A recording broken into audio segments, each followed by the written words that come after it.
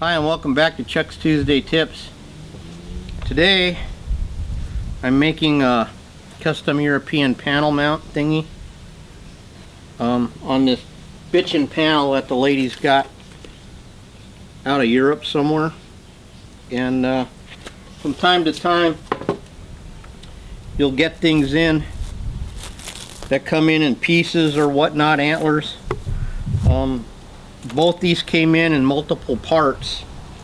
In the interest of not frustrating myself in front of the camera, I screwed this into this wood and bonded it together to the shape that I wanted, but it was in a couple pieces and it wasn't the whole skull.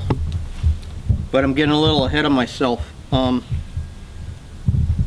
Because these were going on these European panels here, I wanted a different shape. Now why I have this panel here is this is like your standard dome thing you buy from the mannequin company.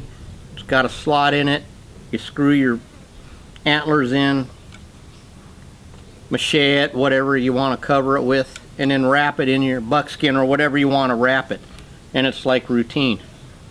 But in this case, we have these unique shapes, and since these were all busted up anyway, I decided that I'd try to make the shape match the panel, and how I did that was real simple. I just cut out a piece of cardboard and went over here to this plywood that I'll drag back here. Actually, I didn't go over to the plywood, I moved the plywood to me on a table and traced it out and cut it out of a piece of plywood at a slight angle like I do everything, so when we foam it up you won't have a sharp edge. So this one's gonna go on this panel, even though it's a little big, it's the closest she could get. So I'm gonna move this stuff out of the way right now. Okay, it's gonna rise. We'll just work with what we have. Normally you do this in one pour, but since it's Chuck's Tuesday Tips, normally we got to do it like 9 times, right? I mean, why be successful in one try? I take my saran wrap, start moving my foam where I want it. We had to move inside because it was so hot outside, it was destroying our foam.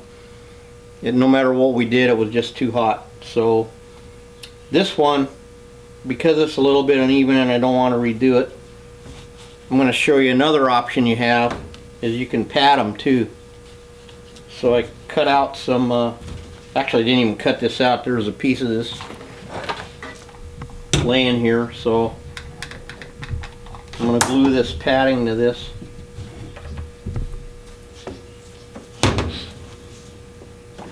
And then we're going to cover it with buckskin. And there's like really no, I don't know, certain way to do any of this. It's whatever works for you. And the good thing about this hand-carved European thing, panels, is your shape doesn't have to be perfect, because the panel's not perfect, because it's carved by hand. And so the guy has a strong side and a weak side, so usually whatever handed side he is, he's that's will be different than the other side. It's always different. Like I'm right-handed, so I try to start on my left side so that it'll come out somewhat even.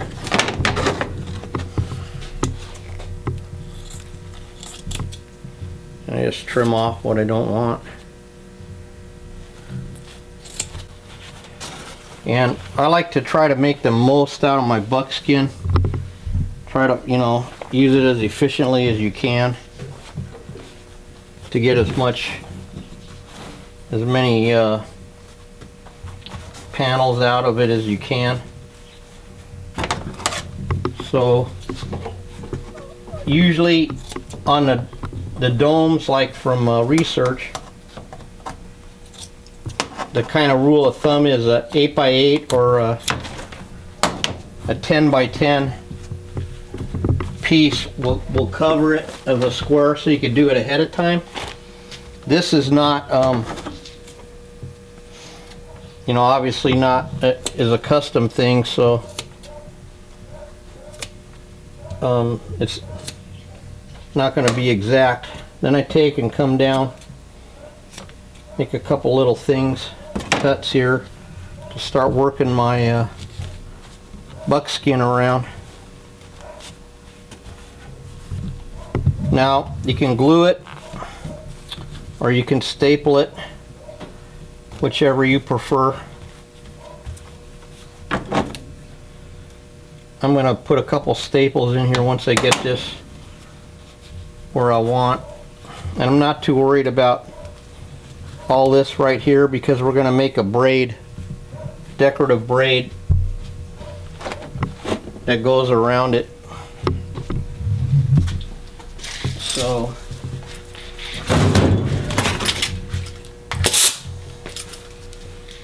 generally when I stretch something, I'll put one staple up here in the front,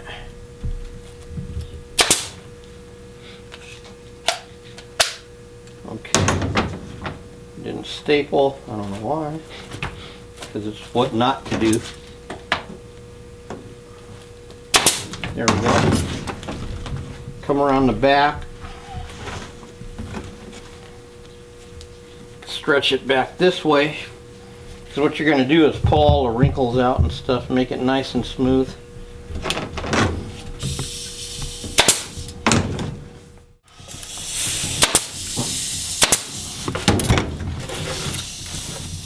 I don't worry too much about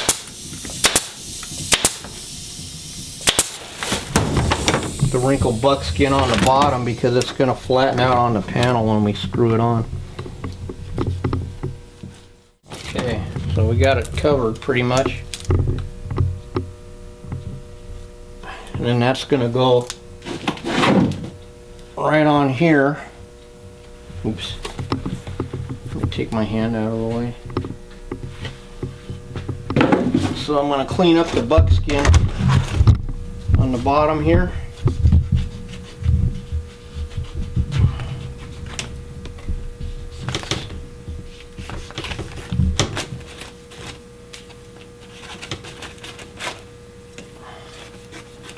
Now I talked about the braids, making the braid, and excuse me, Matt.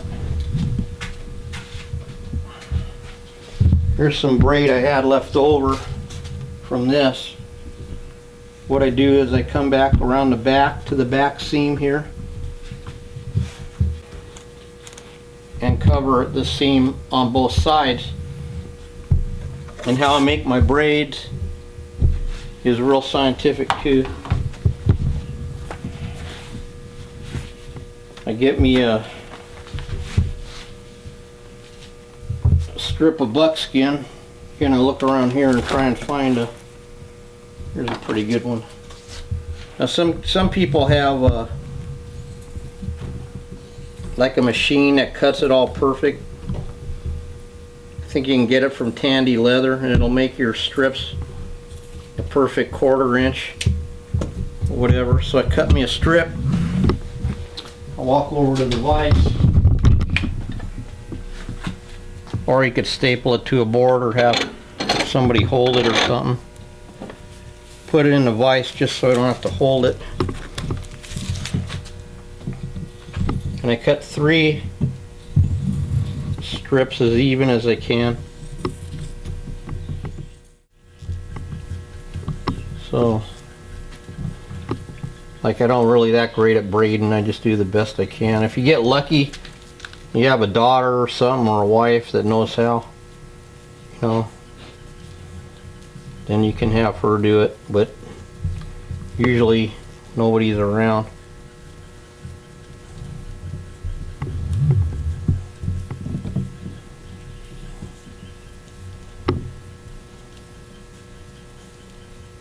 The reason I went so long is I hope to get enough out of this to go around that one and that other one and just be done.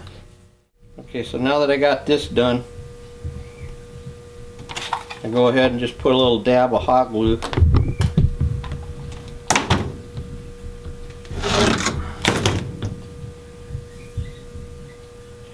To glue my strip, hold it. Oop, and it's not holding it. Cut that part out, would you? Put a little glue.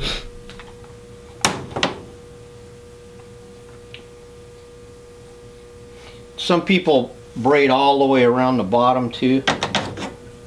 You can do that too.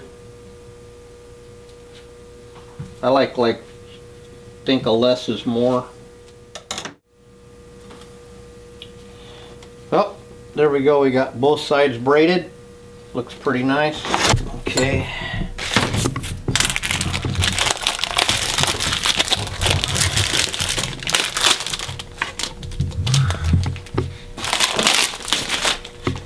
Kept the plastic on this because a lot of times them walnut panels from research in places like Van Dyke's, they scratch really easy.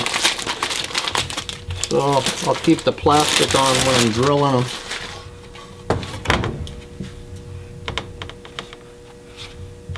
Now you could try to measure this out, but it's not going to be perfect.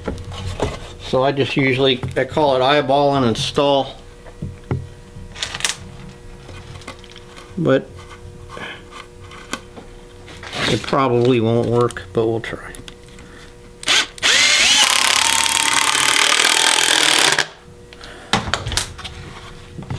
That's not too bad.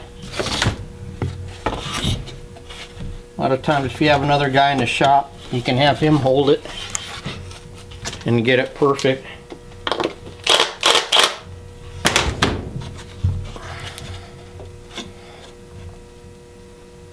There we go.